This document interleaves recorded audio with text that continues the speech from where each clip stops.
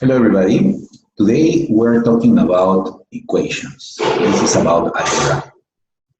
In the GMAT, you have to solve problems with linear, simultaneous, and quadratic equations. So let's address one type of equations at a time.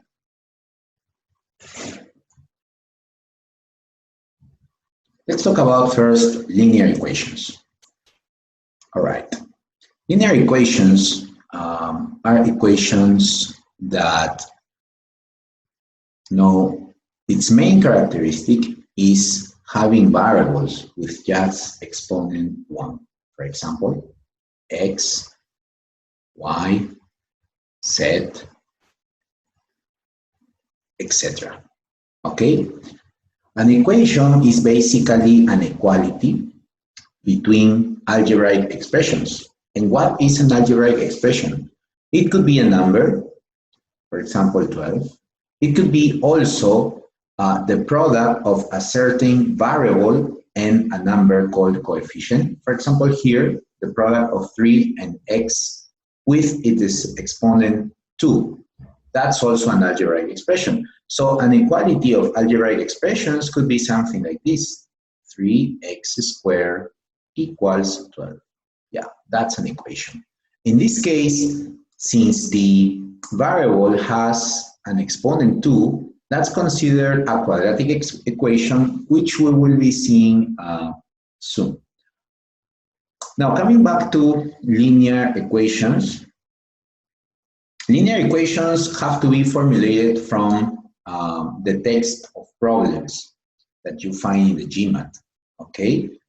You have to make sure that the variables you use for writing the equations represent the correct number. And what is the correct number? Actually, quantities, figures, okay? A variable is not a kind of avatar representing an object from the real world. So, if, for example, if you read something like this in a certain problem, 2 cars and 3 trucks cost $130,000, you couldn't just simply say, okay, this equation can be represented like this. 2c plus 3t equals 130,000. As if you meant that c represents a car and a t represents a truck. So 2c represents 2 cars and t represents 3t represents 3 trucks. No, because actually variables represent quantities. So if, for example, c is a variable representing the number of cars, 2c would actually mean 2 times the number of cars, not 2 units of cars. And 3t would mean 3 times the number of trucks, not 3 units of trucks. So be careful about that. Some people with more advanced knowledge about equations might say, but well, imagine that c for me represents the cost of a car and t represents the cost of a truck. Wouldn't it be true that 2c plus 3t is a correct equation representing the relationship of the prices of the vehicles? Well, only partially, because you can see that there is nothing that makes us believe that the cars cost equally and the trucks cost equally too. So if there is no restriction about the prices, you could actually have 5 different variables to represent the cost of each of the 5 vehicles. Something like this.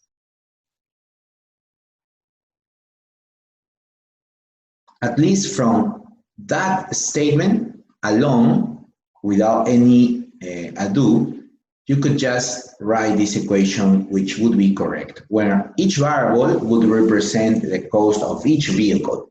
Okay, so you cannot assume the cars cost equally and the trucks equally as well.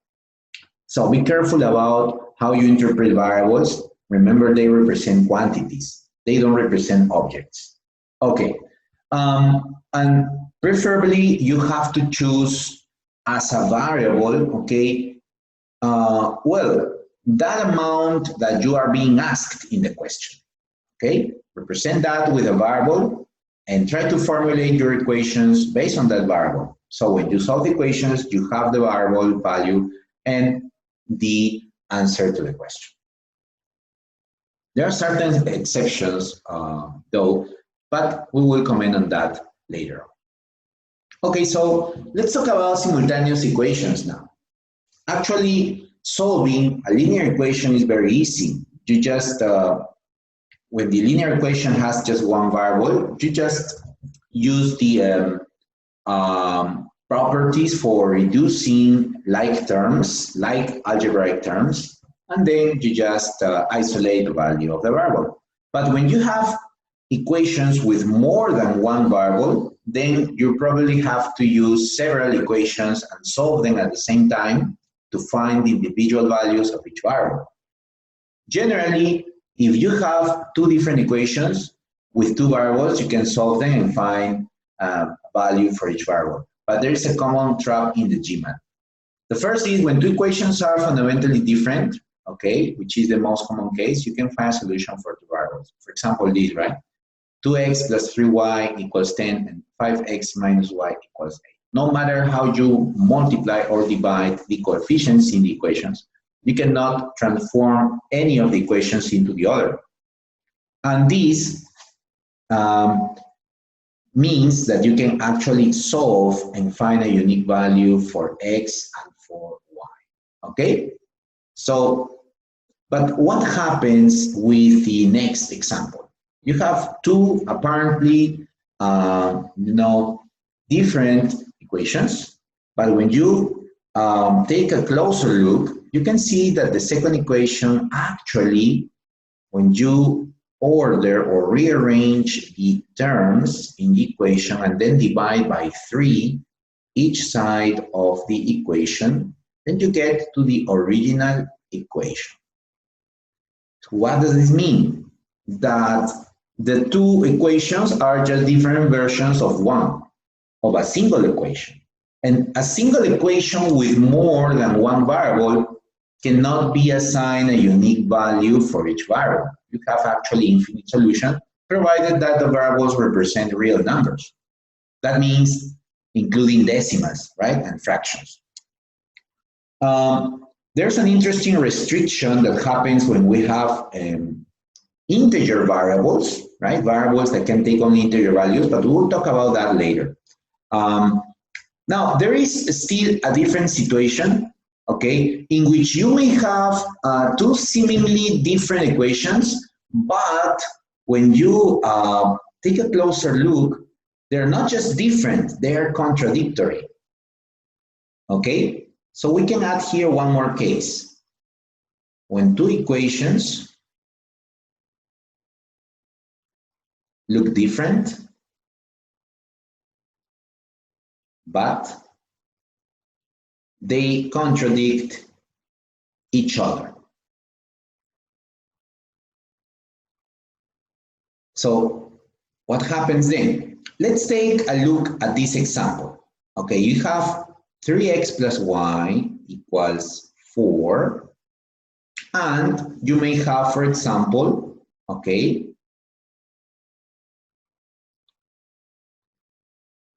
12x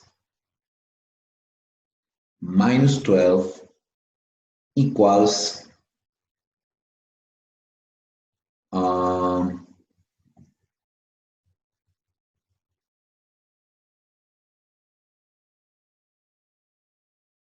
minus 4y. So you see, at a closer look, these two equations look different, and if you rearrange the terms like 12x plus 4y equals 12, you may say, oh, but it's good. I cannot, if I divide by 4, for example, I get a different equation. It's not the same. But take a closer look here. You get 3x plus y equals 4. So you have, on one hand, 3x plus y being 4, and on the other hand, 3x plus y would be, here, divided by 4, on both, it would be 3.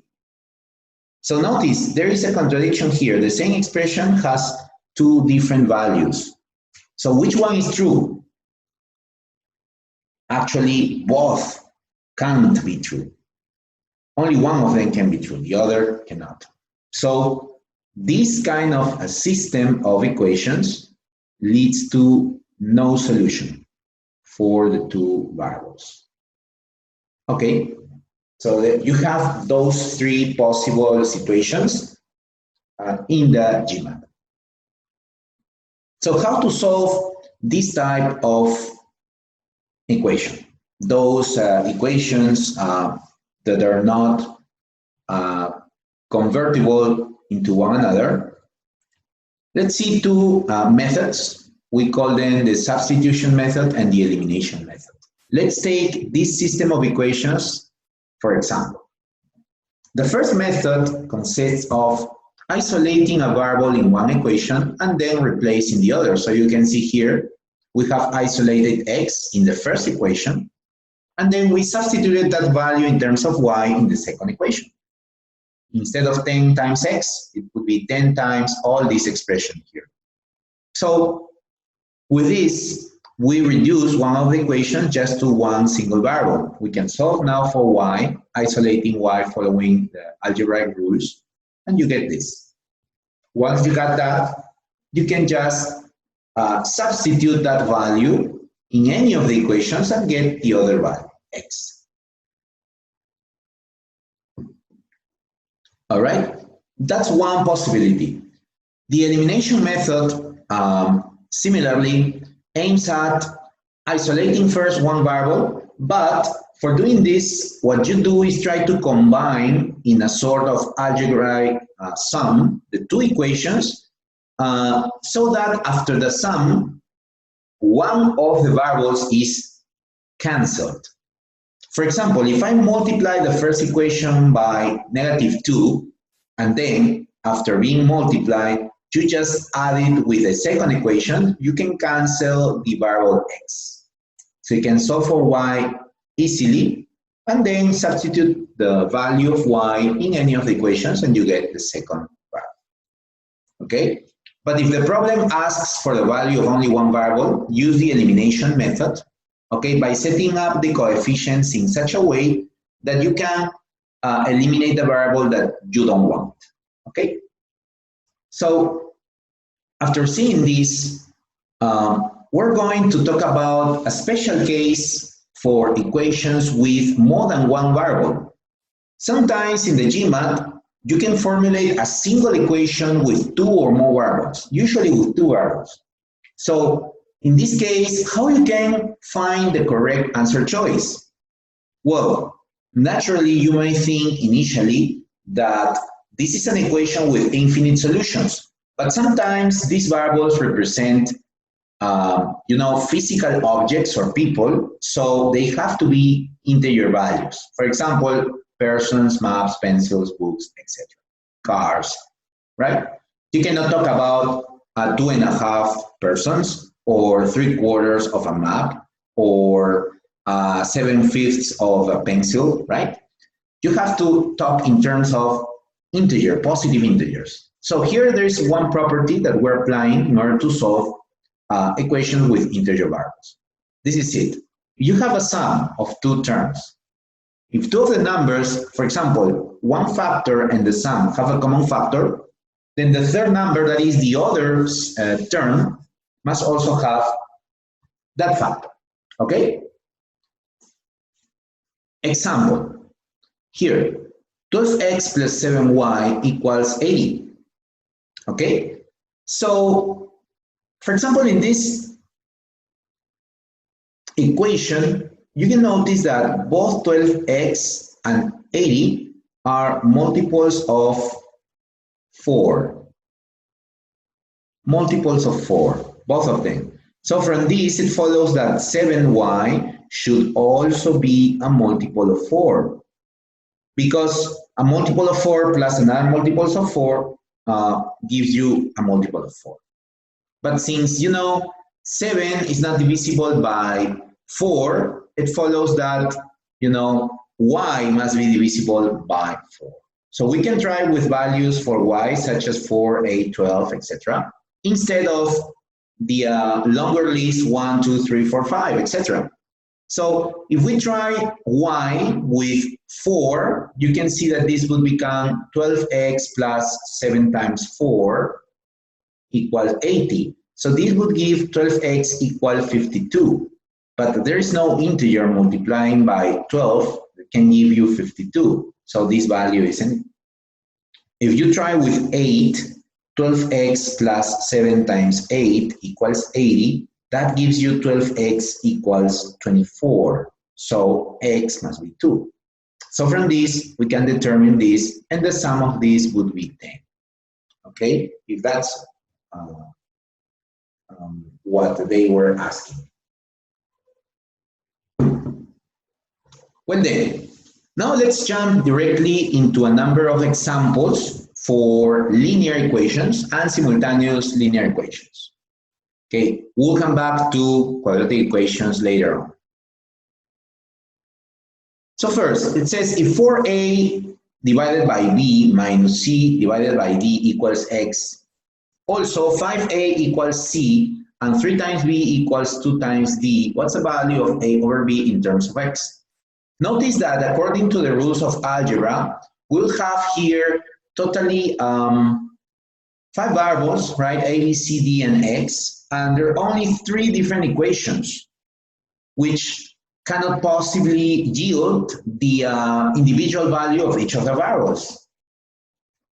But here we're not asked to find A or B individually, we're just asked to find A over B in terms of X. So clearly, this is something we can try. What can we do?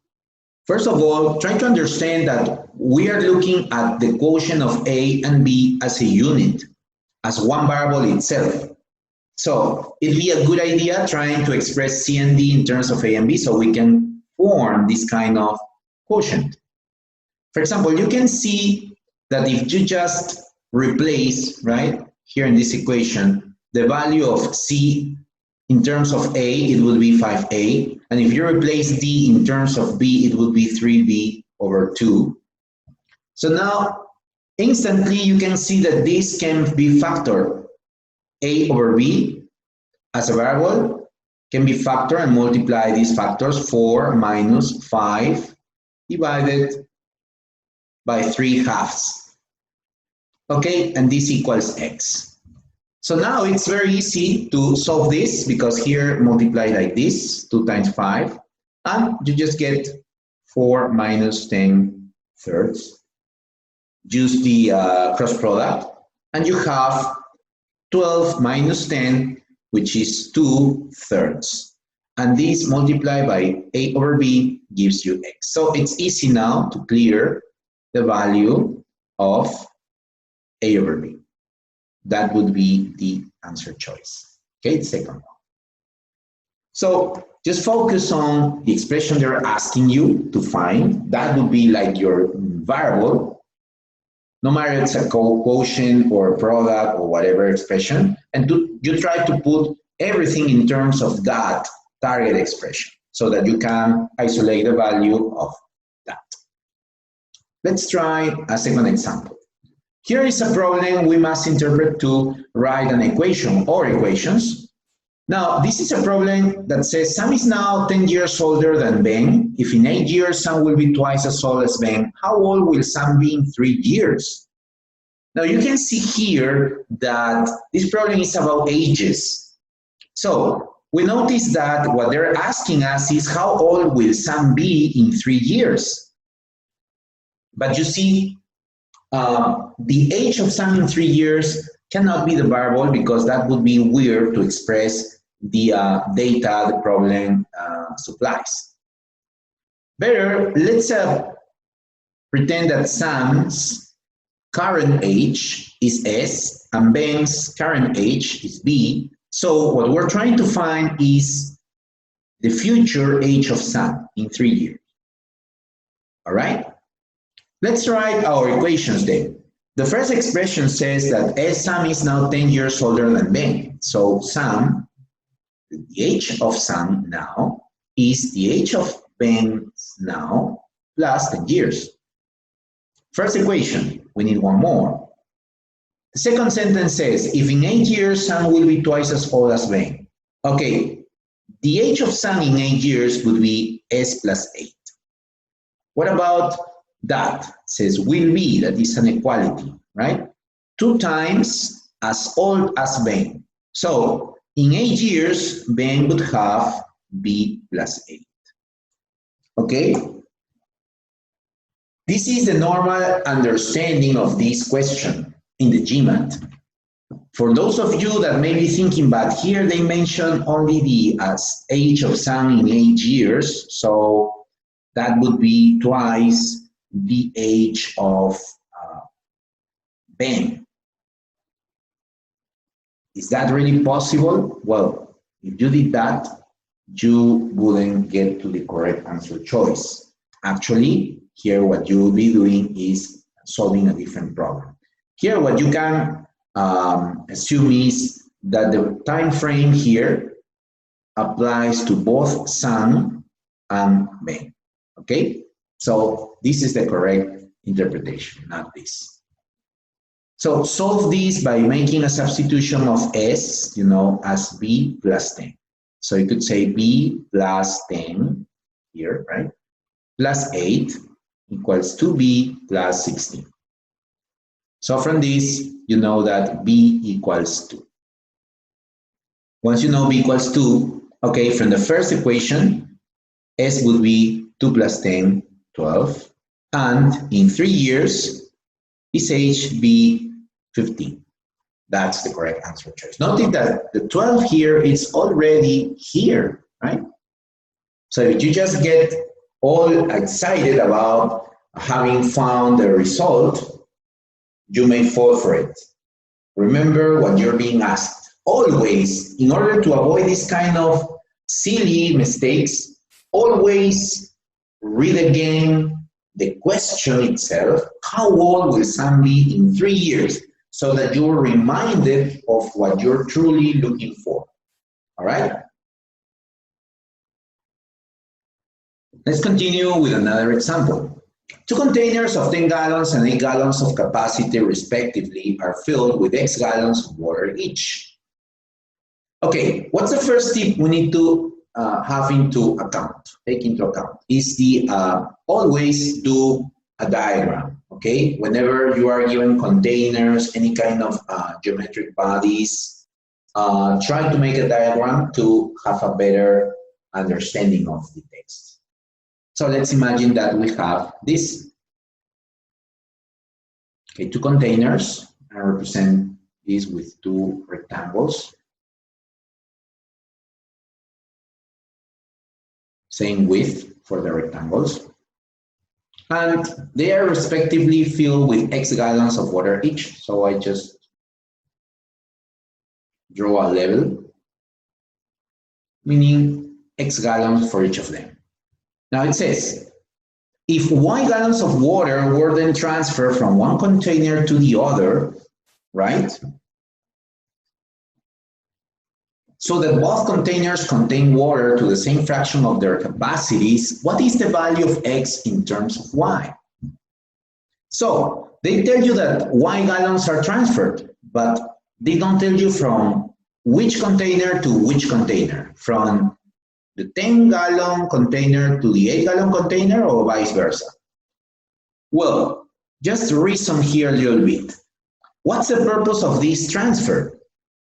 Here it says, so that both containers contain water to the same fraction of their capacities. So what we want is that both containers look proportionally having the same content of water, so that the amount of water relative to the total capacity should be practically the same. But as it is, you can see that the container to the left looks emptier than the container to the right. It is the 8-gallon container that looks fuller. So you could say that it looks fuller to a greater fraction of their capacity.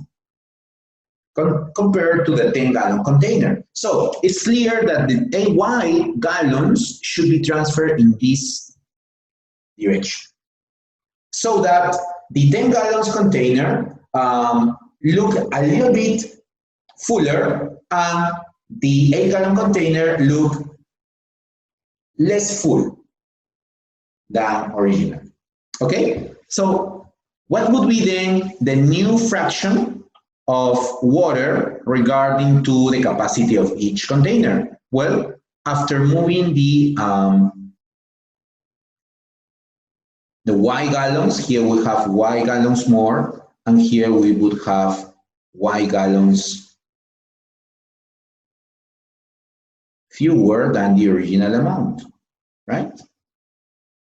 So now, what would happen here? The total amount of water in the first container would be X plus Y divided by 10. That would be the fraction at which the water is, right, regarding to the full capacity.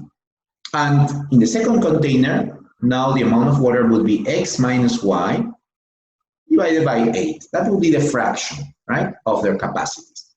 We want the same fraction, so they must be equal to each other. So let's do here a simplification first and then a cross product. And you have 4x plus 4y equals 5x minus 5y. So from here, you have this going this way and this going the other way. So you have 9y equals x. So our answer choice would be the number 5. All right. Well then, let's now keep moving to another example. It says here, at a library, all notebooks are priced equally and all dictionaries are priced equally. What is the total price of 4 notebooks and 10 dictionaries at the library? Well, first, it looks like here probably we meant a bookshop, right? Because in the library, you cannot buy notebooks or dictionaries. You can just borrow, right? Okay, but if you don't mind that,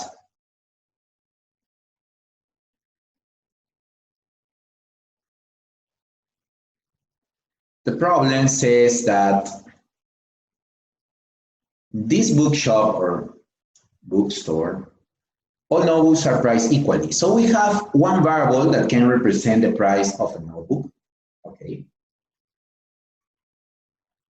And one variable representing the price of all dictionaries. So we want to find the price of 4 notebooks and 10 dictionaries. That would be finding this expression.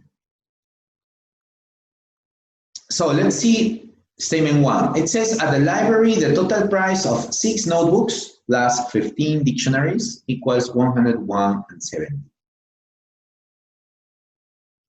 And statement 2 says that the price of a notebook is $2.30 less than the price of a dictionary. So that means the price of a dictionary taken away 2.30. Most people would fall for answer choice C. That states you need both statements together because each statement alone is not sufficient. Well, clearly, 2 equations with 2 different variables can be solved together, right? You can solve n and d and find the value of that expression. But remember, nowhere in the problem you are demanded to actually find the value of n individually and then the value of d. That's not the question, really. You may wonder, but how otherwise could I find the value of 4n plus 10d? Well, if you don't know the individual values of n and d, you could try and see that this expression actually means 2 times 2n plus 5d. So if you know the value of this, it's okay. You know what they're asking you. And you know, what happens here is that you can factor this part in exactly a number 3 multiplied by 2n plus 5d, which is exactly the value upon which depends the expression we want to find. So if we define the value of this is simply dividing 101.70 by 3, then you know the value of this, and therefore you know the value of 4n plus 10b. So this should be sufficient to find the value of that specific expression, not the individual values of n and d. But since you're checking the sufficiency to answer that question, statement 1 would be sufficient. What about statement 2? Well, having one variable in terms of the other cannot really give you the value of that expression in the question. You could just reduce one variable, and there's no way in the world that you could transform this expression n minus d into 4n plus 10d. So here is not sufficient.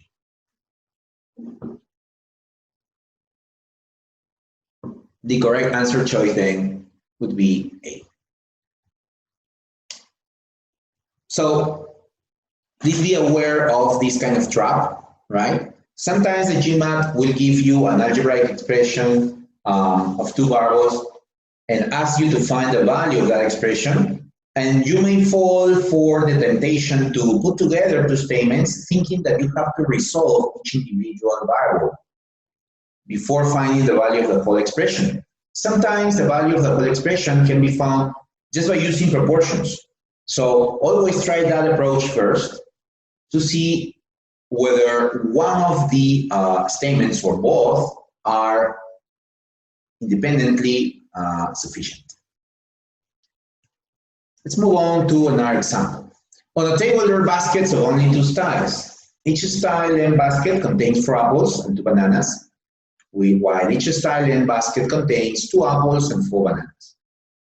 If there's a total of 24 apples and 30 bananas inside all the baskets combined, how many baskets are on the table?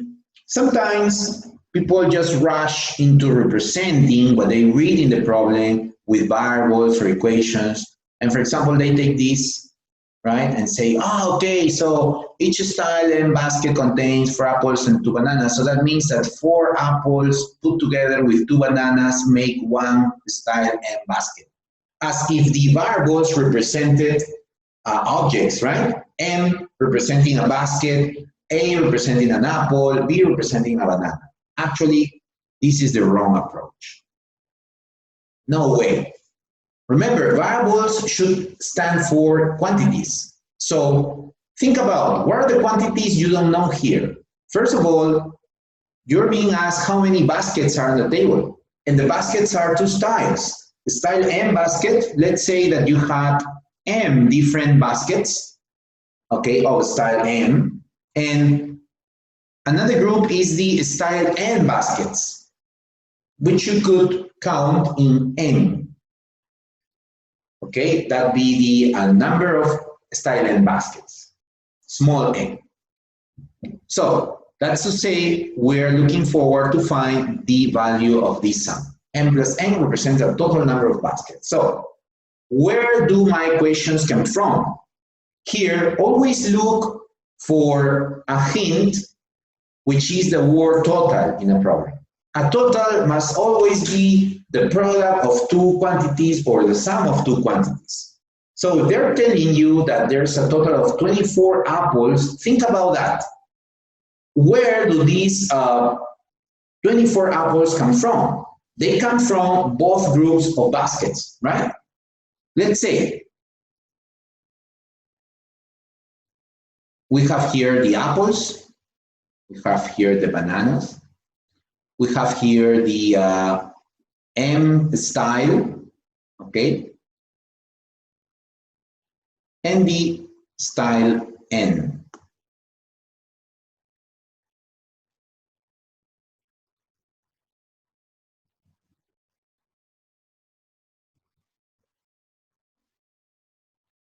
So we want to express, right, the total number of apples, which is 24. They come from the apples in style and basket. How many baskets of this style are there? There are m. Each of them contains 4 apples. So totally there are n times 4 apples. That is 4m apples. But in the style and basket, there are apples too. But here, there are n baskets containing 2 apples each. So you will have n times 2 apples, which is 2n. And this, if you sum, would give you 24. So the apples from the style and baskets plus the apples from the style and baskets should be 24 in total. That equation represents that. What about the bananas? Each of the style and baskets contains 2 bananas. So totally m times 2, that is 2m bananas.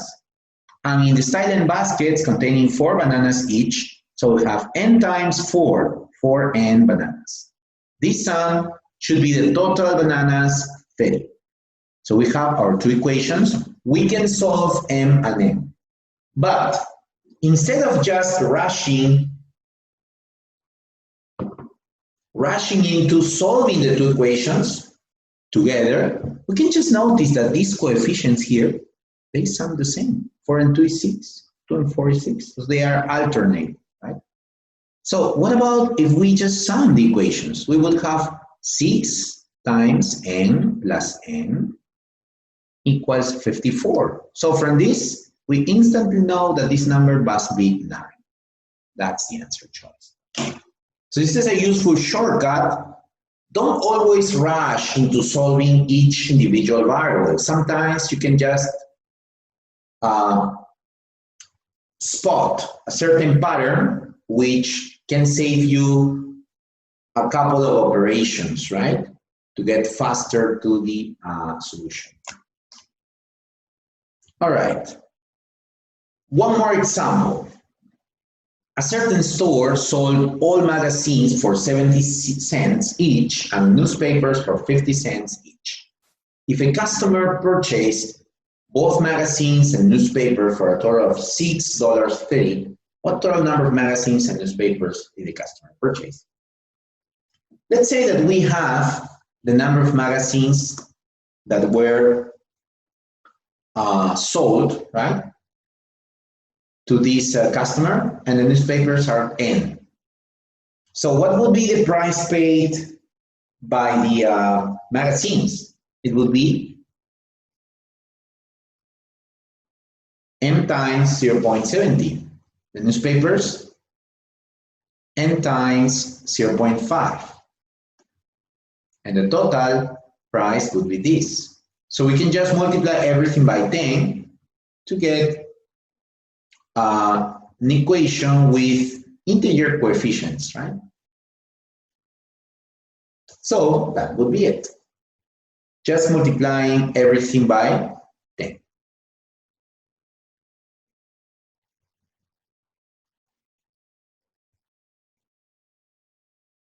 What next? This is just a single equation, 2 variables. We have no more equations. So how can we solve m and n? Trying different values? Sort of. But for trying faster, we can notice that both 7m and 63 are both multiples of 7.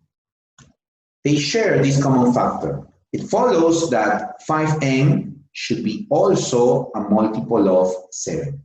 But since 5 cannot be divided by 7, then follows that n should be a multiple of 7. So we can take values such as 7, 14, 21, etc. What about if we try with 7? Okay, we would have 7m times plus 5 times 7 equals 63. So 7m would be 63 minus 35, 28, and m equals 4. So we found m plus n, which is the total number of magazines and newspapers, is 11. So that's the answer.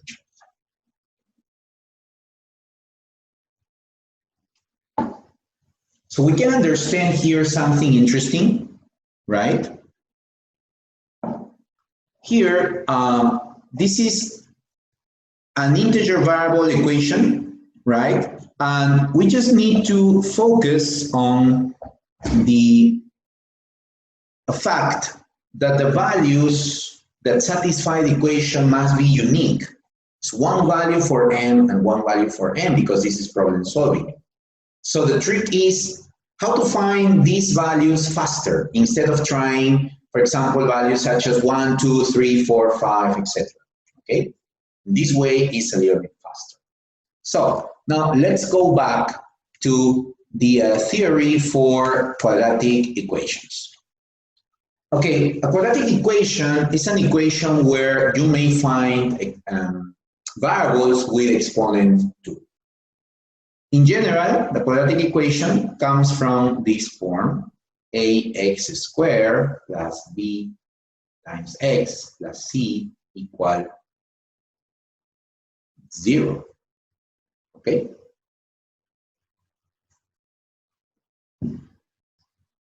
So you can see that normally this kind of equation is solved through factoring, right? There's some kind of formula to establish what are the values of x. Usually 2 different values of x can be the solutions of this equation. But factoring is faster. For example, here, you just look for 2 terms, right, of this form. Let's say, for example, right, ax plus p multiplied by x plus q. In such a way that when you multiply p and q, you just get this term. So this multiplied together gives you c. So here, when I try to establish what are the factors that multiply together will give me this algebraic expression, ax squared plus bx plus c. So the terms containing x could be 2x and x because multiplied together will give you 2x squared. The others, they're usually coefficients, just need to be multiplied together and give you the third term, that is -6 here. So 2 possibilities is, for example, 6 times -1, 3 times -2. But what else should we make clear? Is that when you multiply, okay, for example, here you have a 1, you multiply a, okay, times q and p times 1, okay, you have something like this.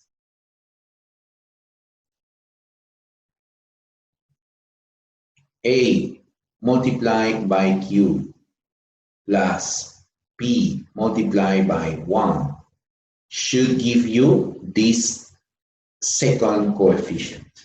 This is what we're trying to do here. 2 numbers that multiplied gives you -6, but when multiplying a cross product, like -2 times 2 added with 3 times 1, gives you actually this number here, which is -1, right? It's like a -1. So you can verify that 2 times -2 plus 3 times 1 give you actually -1. So these are the numbers that match.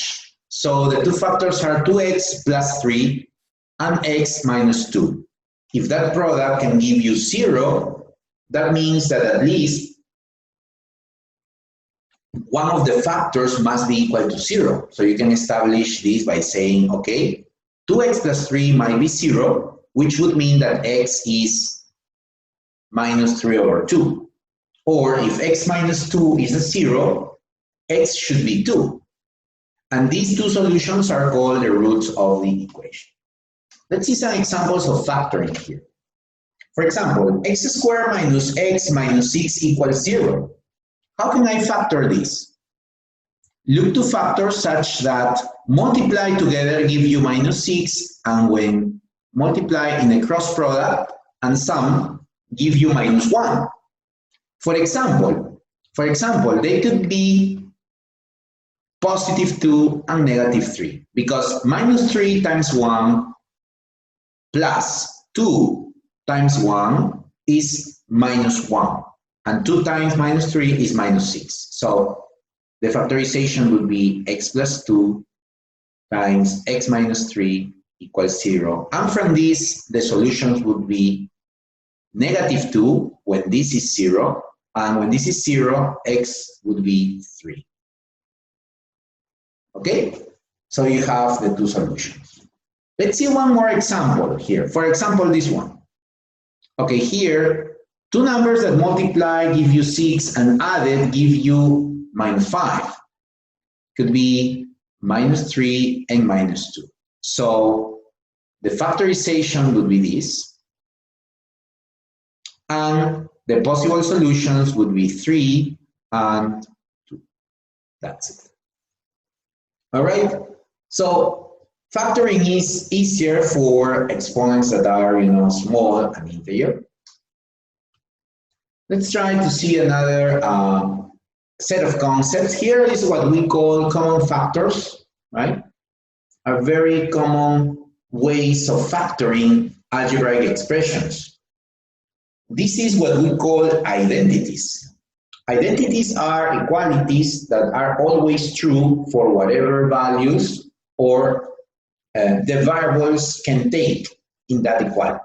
For example, when you have the sum of two terms, algebraic terms, and you square that sum, that's equivalent to the following algebraic expression. The square of the first term plus 2 times the product of the two terms plus the square of the second term. So this applies always, no matter what values a and b can take. Example, if you have, for example, 2x plus y squared, that would be the square of the first term, that is 4x squared, plus 2 times 2x times y, that is 4xy, plus the square of y. And this would be the way to expand that square. For the square of the difference is similar, but the median term just changes the negative sign. For example, if they told me, okay, so you have 5 minus 3x.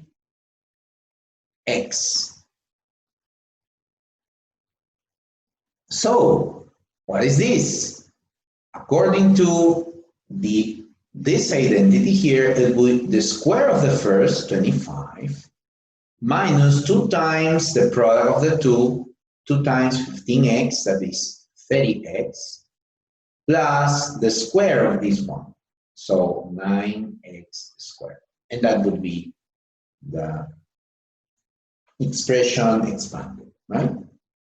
While it is easy to remember how to expand the squares of a sum or difference of two terms into those trinomies, it is not as easy to detect how you can factor when you see this form, okay, and factor this into a square of a sum or square of a difference. It takes some practice. Besides, there are two interesting factors or identities that form by combining the two identities here. For example, if I sum the two of them, a plus b squared plus a minus b squared, what I get is 2 times a squared plus b squared. Or if I take away the second from the first, here, this is the result, 4 times AB. Another common factor, factoring structure is the square of 1 minus the square of the second, right? A difference of squares can be factored always as the product of the difference by the sum of two terms.